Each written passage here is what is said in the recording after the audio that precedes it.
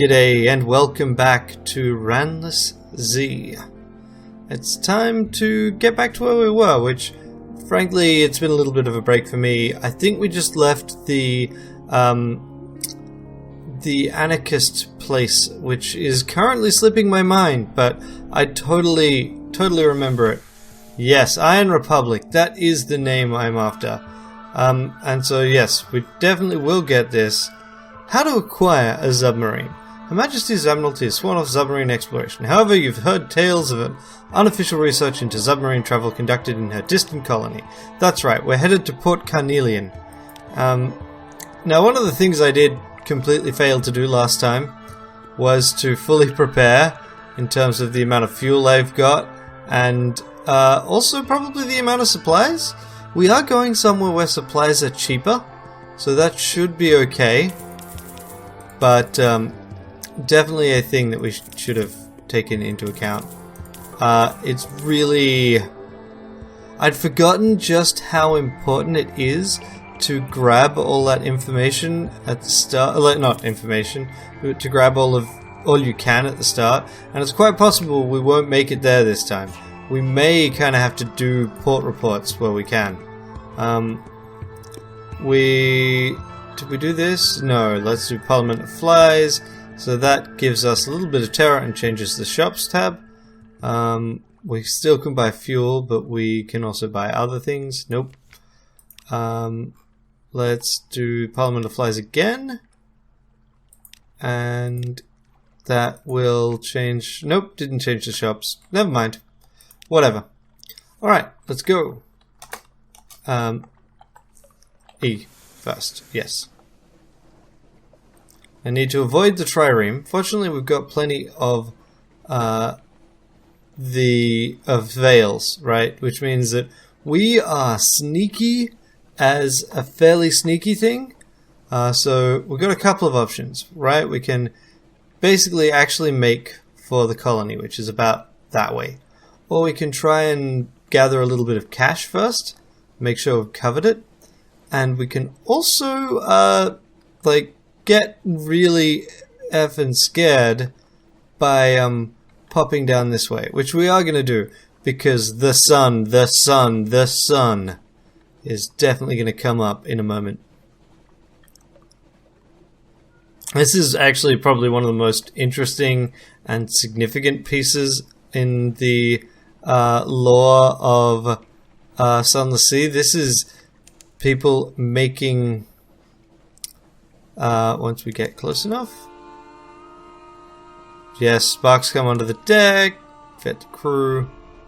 We do have, we're not making a huge amount of supplies. Okay. We do not want to fight this. We want to run for like hell from that if we encounter it. But down here we have an, we're not quite there yet. Okay. So here's ruined buildings. We're starting to see all sorts of fun stuff in this area. Let's just turn this on for the moment. Plus, we're owning a whole lot of fragments from doing this, so that's nice. Ooh, that's right. Our engines are impacted by this weather. The Dawn Machine. Now, the Dawn Machine is particularly scary. This is an artificial sun. And, if you start looking at our terror in a moment... Oh, hey, we're reducing terror. It shows that, except actually our terror will start rising significantly if we spend too much time. This is an artificial sun. What does that mean? Well, in the lore of Fallen London or Beneath, let's say, as a name for this universe, the sun is basically a god. They determine the physical laws. The reason why the Neath is such a weird place, in fact, is because it is well outside the sun's influence. It's in an impossible cavern beneath the earth. So that way it kind of gets away with it. Unfortunately, the sun does not like that. So if one of the Neath's inhabitants returns to the surface, they risk the sun basically killing them.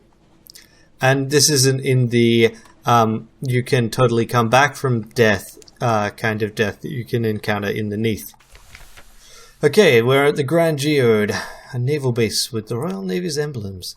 Curiously amended, efficient, bright-eyed women and men work briskly everywhere you look.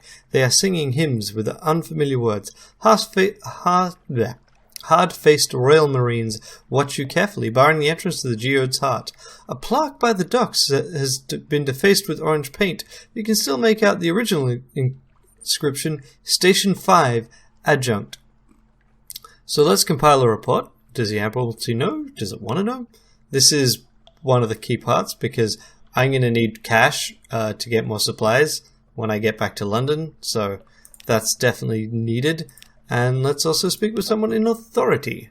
The Commodore may be able to give you a few minutes. The Commodore shakes your hand warmly. He's a handsome fellow with an immaculate Navy uniform. His office is equally handsome. It overlooks a glittering interior crystal cliff. It must be well lit as any study in the Neath. He deflects questions about the purpose of this installation, classified, you know, but smilingly offers you tea, biscuits, and mineralogical anecdotes. The biscuits are good, but the anecdotes rather blend one into the next. You suddenly find yourself nodding, and then jerk suddenly awake. The Commodore is smiling. Your cup is empty. You feel well, very well. Come back soon, he says softly. So that got us... Ooh. Okay, that's interesting. Oh, we've got Yearning Burning. This is a new menace for me. It was introduced ages ago. This is part of the ways they made sun trading harder. Sunlight trading harder. Because basically the sun will kill you. But also the sunlight is very enticing. So this menace getting too high will basically draw me into the light and then I will die. Don't really want to do it. And die for reals. But yeah, that's pretty interesting. And a new memory of distant shores, and we lost some terror. Honestly, that's not too bad. Purchasing an element of dawn is pretty expensive, but something that... Oh wow, 50. Whew. That's good to know I could do it. Oh, and I can get the Carnelian Exile, who is a first officer, who increases mirrors and pages. So that would replace my current first officer, who's the sigil-ridden navigator. I want to increase my pages, honestly. So let's totally do that. And it's free, so you know. A dark speckled woman marches up to you in some haste. My lady, take me with you. I'm no longer welcome here, and I will show you where we need to go. So she increases mirrors and pages, and that is totally relevant because pages increases how quickly we level, right? So, I mean, it's not a huge amount when you get down to it, right? So if we swap them back, you can kind of see 80 means 260, and this means 259. So it's like every pages you increase reduces the fragments you need to gain another secret by half a point. And yeah, so I think that's the formula. But on the other hand, I like getting secrets faster, and that is something I can do. And if I speak to her, I can't invite her to dine with me yet. She's discomforting her even. And she will raise my mirrors. Not the worst. I may do that. That basically charges your weapons faster. Okay, let's see. We still have 6. You know what? I think this time round we're not going to go straight for the Port Carnelian. Even though, I mean, taking the Exile straight to Port Carnelian seems like kind of a funny thing to do. Instead, we're basically going to go and get the next island and head north. We're going to try and find a few bits. The Uttershroom. No, this is actually... Are we that close to Port Carnelian? Yeah, okay. Well, you know what I said about not going to Port Carnelian? Never mind. I'd forgotten. I'd assumed it was closer to Adam's Way, and that is further east. So, yeah, let's totally go to Port Carnelian. That sounds like a great idea. Fantastic. So this is London's sole remaining colony. Right? It's, yeah, sole imperial treasure. Which means that in the surface world, I really have no idea what's happened to England or to the rest of the British Empire. But yeah, first, the Zubmariner, the fierce philanthropist, or Port Carnelian. Which should we do first? Let's go with Port Carnelian. London's first Untersee colony sweats under a blanket of southern heat. To the right of the dock, the sapphire mines yawn. To the left, the governor's house stands, prim as an Elderwick mansion. Behind lies the fungal jungle, ghostly in white and violet. And so we can assist a specialized collector. No, we can't because we don't have a Zub. We can visit the tea shop, which will help us with our terror. We can also get a port report, and we can talk to two different people. We can talk to the government, we can talk to the natives, and we can talk to the Khanate, and this is all factions vying for control of this territory. So we can also pan for sapphires, which I don't really want to do just yet. Let's just go with calling in at the government-aligned one at this point. The governor is very, very busy. An attaché offers you a bowl of sugared puffballs and explains the work the governor does among the natives. Got to keep them happy, what? After all, they are tigers. Yes, the native inhabitants are tigers. So, that's kind of neat. I'm not really going to do much more on that. Yeah, let's give it. It's a 50-50 shot. Yes! Succeeded! Glimmer truth. Breathing the jungle's violet spore drifts, you find a narrow stream. You kneel among the red-capped agarics that spot its banks. It doesn't heave with sapphires as the stories promised, but an afternoon's panning yields a pocketful of glittering shards. So we succeeded, and we got 33 echoes for a check. Not bad. And we can't do it again. We can't get another port report because we don't have... We can't mess with influence because we don't have a spy network yet. We don't have a spy network... Don't have any agents, so we can't mess around with the spy network either. So now I've done that. We can also go to shops and we can look at buying some more supplies, which we'll probably do. I'm not going to buy diamonds. Yeah, I'll buy a little bit more in the way of supplies. It's actually a relatively cheap place to buy supplies because I guess they have the mountain which is providing light and they have plants. And it's still a fungal jungle as opposed to an actual jungle, but food's more plentiful. And we can do the actual fierce philanthropist portal. Her house is built in a tall porticoed London style, red brick and white plaster, decorative iron railings painted black. Its mistress is the subject of intense colonial gossip, independently wealthy, an industrialist's daughter, a widow, unwelcome in London. What then does she want with you? An invitation arrived as soon as you docked. It wouldn't hurt to have the backing of a wealthy benefactor, surely. You expected a sizable gathering, but it's just you, her, and a decanter of admirable sherry. She is not a small woman, and her comprehensively occupies her armchair. She wears sensible satins and sensible shoes. Her hair is impeccably curled. I've heard a number of shocking things about you, my lady, all of which I consider thoroughly promising. Her accent has a hint of Midlands melancholy to it. She must have spent much of her life on the surface. For a time she asks questions about your travels and listens avidly to your answers. Then she gets down to business. A question, my lady. She tops up her sherry. Some years ago, the nations of the Neath struck an agreement to abandon their research into submarine travel and leave the Z-depths untouched. Ah, the agreement about nothing of consequence. The sailors mutter about it when listening to the Admiral's follies. You nod. She raises her glass to her lips. What is your opinion of this agreement?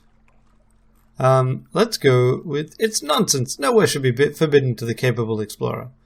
Besides, my fallen London characters had a submarine for ages before anyone mentioned anything about this agreement. Her smile is conspiratorial. Then we can agree to help each other. I am prepared to finance, in a large part, improvements to your ship that will make it capable of submarine travel. The Admiralty and other powers disapprove of such innovation, therefore we will need to be discreet. I have procured experts, labourers, and a workshop. They are well paid and loyal. Here is the address. Meet us there and we can begin our work. So, her hidden workshop. On the shore of a gloomy inlet stands a rickety factory. Once, and supposedly still, it was committed to the cutting and polishing of sapphires.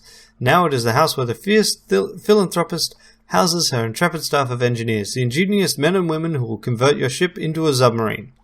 Some contribute ingenuity, some others graft. What you contribute is hard-won.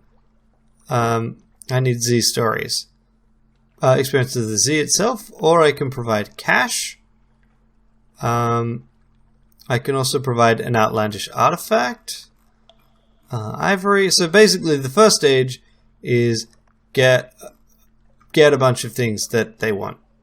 I think the most obvious one to try here is I can do the artifact and I can do cash. So let's do that. That will almost get us where we need to be. Okay, within the hour they've stripped it down, flensed it for everything they can learn, and incorporated the discovery into modifications of your ship. Progress, the chief engineer explains. Now, T! Excellent. And so the next part is actually just cash money. You gain 25 more. You make the deposit into blindly named accountant. Certain port official turns blind eye to incoming cargo of vital but dangerous supplies. And that's it. We can't actually continue this quest just yet. Besides, we're going to have some other bits of work afterwards.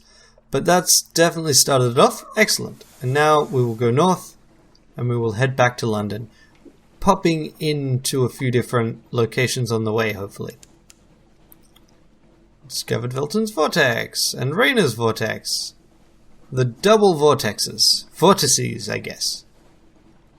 I'm really looking forward to finding the Eye, which is one of the creepiest open Z locations. And apparently it has some pretty cool effects when you dive near it, and I want to see them. So, you. What are you? You're a tramp steamer. Nope, don't really want to do that. Don't really want to do you. At the moment, I'm not actually that confident with my ranged attacks. Here's the outer room. This is what I was expecting before. Let's go there. It's utterly delightful. And it's got content that I never really got around to exploring previously, so let's do that. Boom! The queenly core of the spore-haunted sea, rather. The Atlas room. Climb the fungal ladders to its summit. Shaggy, suspicious villagers scratch a living here amid the endless cloud of spores, carrying mods of plant-animal hybrids. None of them ever leave. Monsters, one explains. Z full of monsters. So, we can... Oh, that's right, we haven't expended our beginner's luck.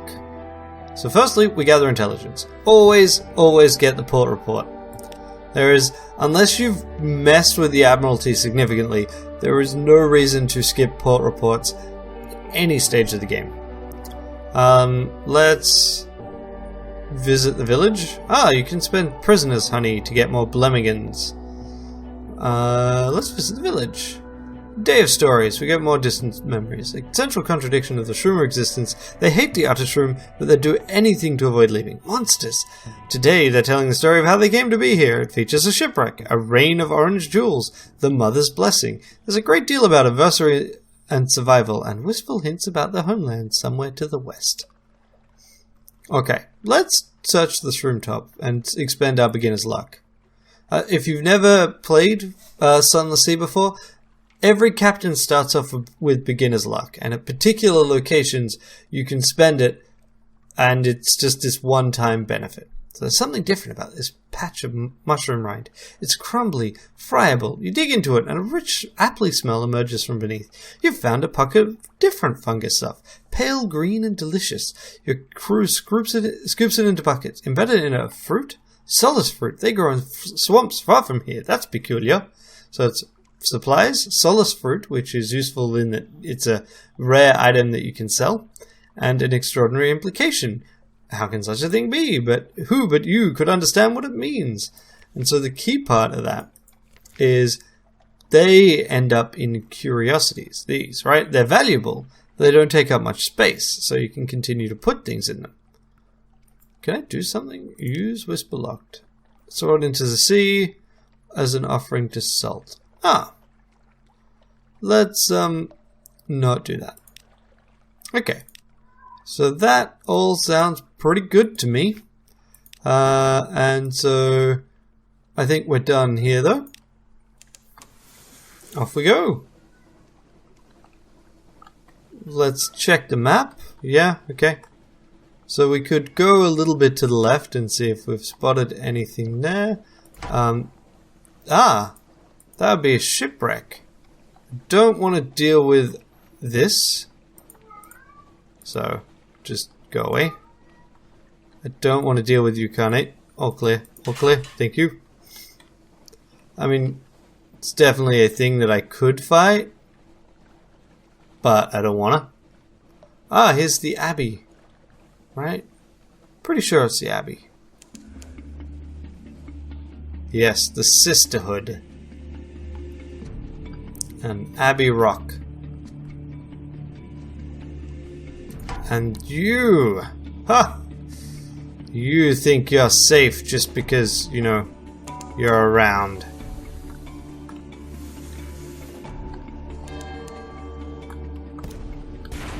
Haha! Yes, see?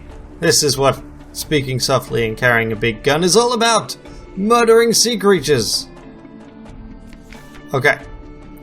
We can dissect it for knowledge or butcher it for supplies. I think we're doing okay on supplies. More knowledge. Yes. Fragments. That got us the secret, so... we'll go to Station 3. What happened to Station 4 or 1 and 2? I know where 3 and 5 are.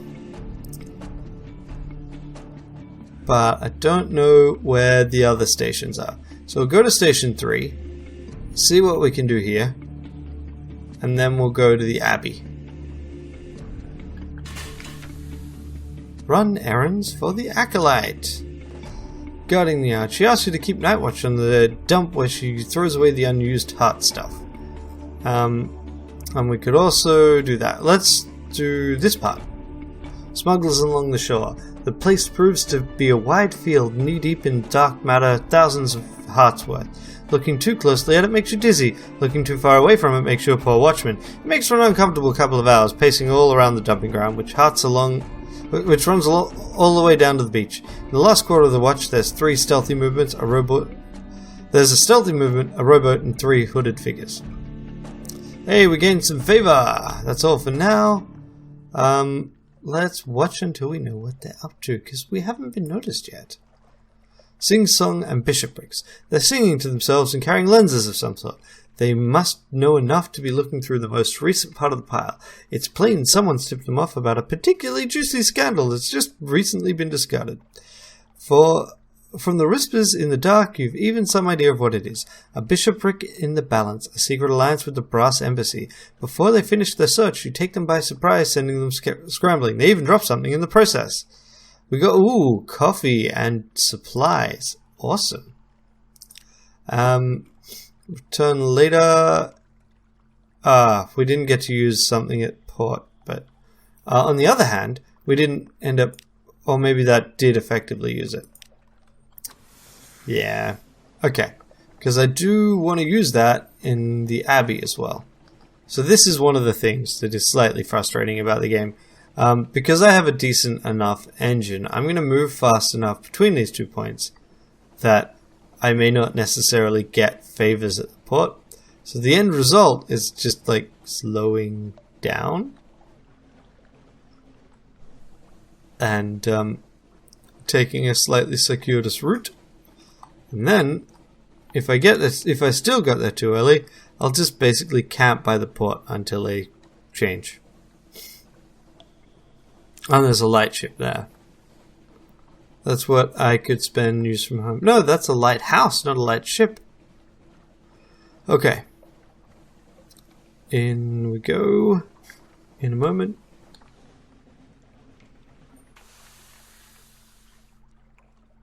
Oh, hi there. You, yep, done. Abbey Rock.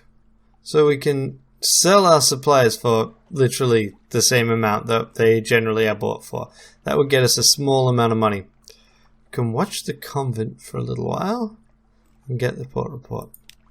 Okay, the convent is silent. A few lights prick its bulk.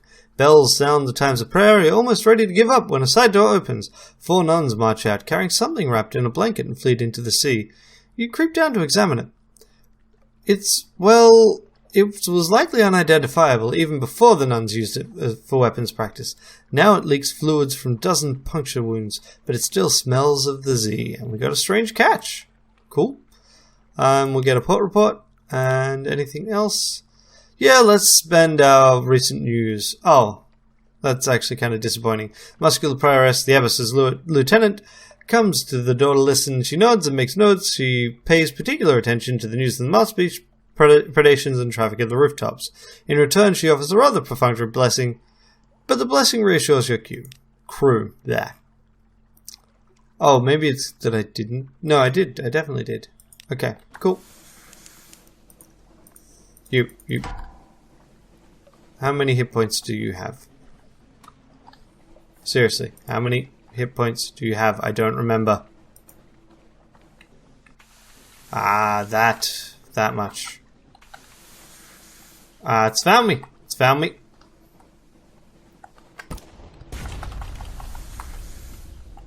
It's looking for me. It does that, yep. Bugger. Ah, yes. Nope. Yes! Haha! Gotcha! So, let's see. Jellyfleur, is it a young jellyfish? A lesser subspecies. Do the dreams of jellyfish become real? In any case, it is a sad slick of goo. Scoop it up. Hey! It's gone, but you're left with some gooey gloves and a buttery smell. And this purple thing, is it an egg, a heart, a less fortunate traveller dissolved and shriveled to mauve ruin? Put it somewhere safe. Hey, another strange catch. They seem easier to get than I remember.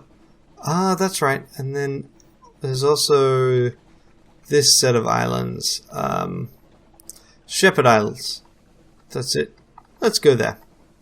We've got 9 fuel left. We're super close to London. We'll head a little bit north. Still actually haven't found the salt lines, which is interesting and kind of irritating because I'm banking on that as a decent source of funds, and if I don't get it, then that will be a little awkward. Probably run out of fuel faster than I run out of anything else. Need to think about that. But the thing is, if I do run out of fuel, I can convert supplies to fuel. It's not a very efficient process, but it's useful. Of course, there are no actual shepherds on the Shepherd's Isles. Sheep are mostly illegal here. Indeed, no, it's just the name of the gentleman that found the islands. No sheep, but plenty of tails. Ask us anything. So we can have a picnic at the Standing Stones, but I don't think we will. Let's find out about the we'll get the port report. Oh yes, there's been goings on. In the bleak light of the false star, surface roiling like a porridge pot, up with the roar of steam and a flash of fire. 3 widows swimming, tentacles! And then we saw His Highness. There's rather a lot of material in this port. Most of it made up, but hey. Let's get a tale of the Standing Stones. You heard of the pillared sea where iron lies? Where iron lies? Wise man from Iron came here, 80 years ago, planted 3 pillars. They're as big as fingers when I was young.